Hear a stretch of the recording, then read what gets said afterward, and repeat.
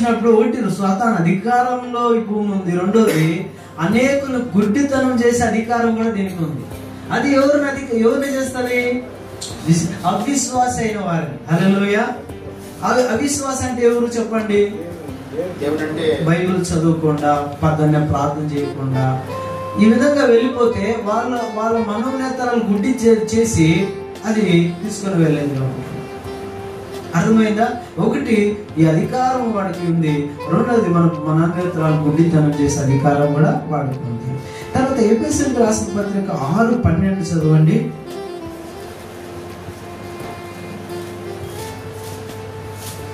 ఎఫెసీయులు 6:12. ఏలైనగా ఆకాశ మండలమందు దురాత్మ శక్తుల మీద అధికారం కలిగి ఉన్నది. బాగా గమనించాలి. ఈరోజు మంచి ఒక వర్తమానం. చాలా పెద్ద ఇక్కడ ఏమనుంది?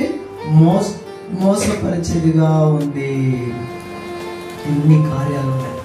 మరి సాతాను ఇన్ని కార్యాలు ఈ భూమి మీద చాలా మందుతున్నాయి. ఈ సాతాను ఎవరు అని మనం చూసినప్పుడు బైబిల్ గ్రంథంలో మరి ఎజికేల్ గ్రంథం 28వ అధ్యాయం 11-12 వచనంలో అది దేవుని దగ్గర వర్షిప్ చేసి దేవుని ఆరాధించేదిగా ఉంది.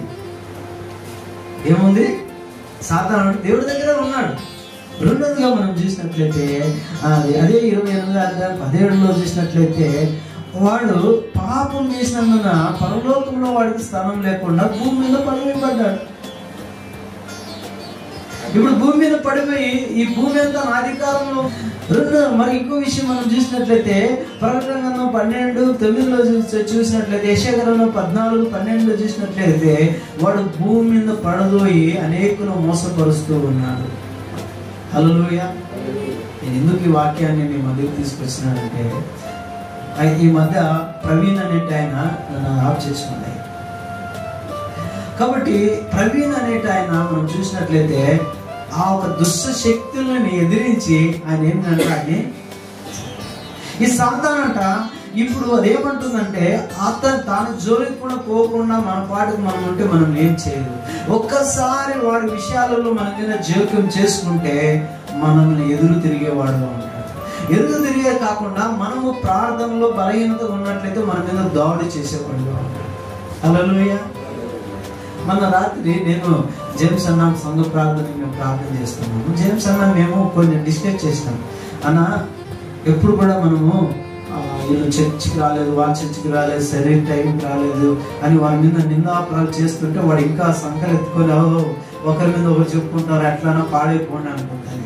అయితే ఒకటి మనం మార్చి అయ్యా వారు బంధకంలో ఉన్నారు, వాళ్ళు విడిపి అంటే దేవుడు తప్పకుండా కార్యం చేస్తారు. హల్లెలూయా. వాడికి ఈ సాతానుడికి ఎప్పుడు కోపం అంటే వాడిని విడిపించు. ఇప్పుడు ప్రార్థన చేసినాను, ఆ రోజు రాత్రి 4 గంటలకు నాకు కల్లో వచ్చి 3 శక్తులు నువ్వు ఈ పక్క రాకూడదు అంటున్నాడు కల్లో. నిజం జరిగిందండి. ఏమంటుంది? నేను అనుకుని ఎందుకు ప్రభా ఇన్ని రోజులు ఈ కళలు రాలేదు, ఇప్పుడు వచ్చిందంటే నేనేం ప్రార్థన చేసినాను, వాడి కార్యాల నుండి బిడ్డలు విడుదల చేయాలి. ఎందుకంటే వాడికి మంట. ప్రార్థన అనేది ఏమంటే దేవుడు వింటాడు, ఈయన జవాబు ఇస్తాడు. కాబట్టి ఆ ప్రార్థన మనం చేయకూడదు. హల్లెలూయా. మనం ఏం చేయాలంటే మనకి ఏమైనా ఇబ్బందులు, కష్టాలు, శోధనలు వచ్చినప్పుడు మాటికి దేవుని సన్నిధికి వెళ్ళి మనం ఏం అడగాల? ప్రభా ఈ అప్పు నుంచి విడుదల దయచేయండి. నేను ఈ మధ్య ఆన్లైన్లో కూడా నిన్న ఒక వాక్యం, మీరు చాలా మంది ఆన్లైన్లో రారు. ఈ ఆన్లైన్లో వచ్చిన కుటుంబాలు ఎంతో బాగా ఆశీర్వపడుతున్నాయి. ఏం ఒక 1/2 అవర్ దేవుడు వాక్యం అంటే మీ ఇల్లంతా నిండిపోతుందండి. పని చేసుకోండి, ఆన్ చేసి పని చేసుకోండి.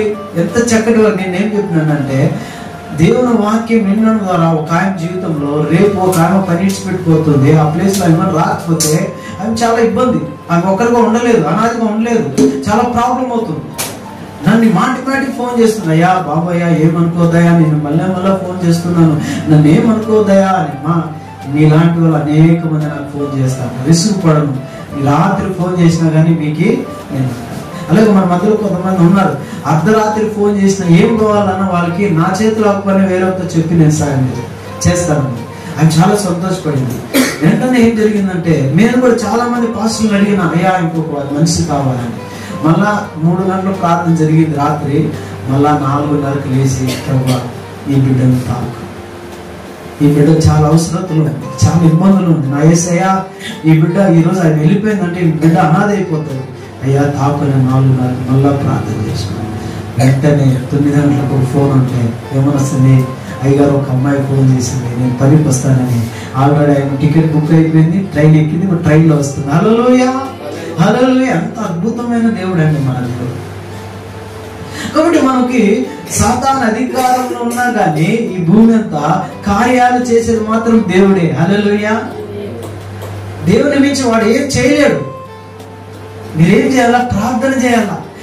ప్రార్థన చేయడానికి బలం ఏమంటే వాక్యం వినాలా. హల్లెలూయా. కాబట్టి మనం వాక్యానికి ఎక్కువగా అవకాశం ఇచ్చినప్పుడు కార్యాలు జరుగుతాయి. కాబట్టి